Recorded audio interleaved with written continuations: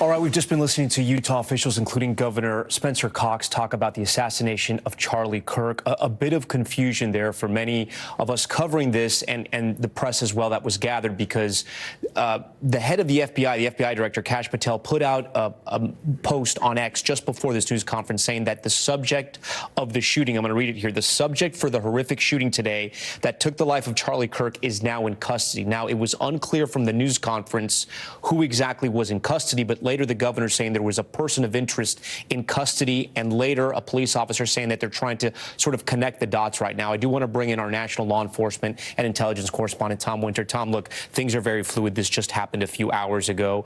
It was an assassination from long range. It was planned out from what we've heard. There was a suspect in dark clothing, they believe, seen on closed-circuit TV at Utah Valley University. The question now is, it seemed like the FBI director went a little further than officials in Utah were comfortable with. Do you think this is an issue of semantics, or they have the man they were looking for? Yeah, it's an issue of semantics, Tom. And according to our colleague Mike Cosner, who is talking to the top of the FBI tonight, there is growing confidence that the individual identified by officials in Utah as a person of interest that they now have in custody is, in fact, the person they believe could be the shooter in this. So to just break down the semantics briefly, sometimes they don't want to call somebody a suspect for certain legal reasons in their ability to question and their ability to talk to that person. So that could be at play here.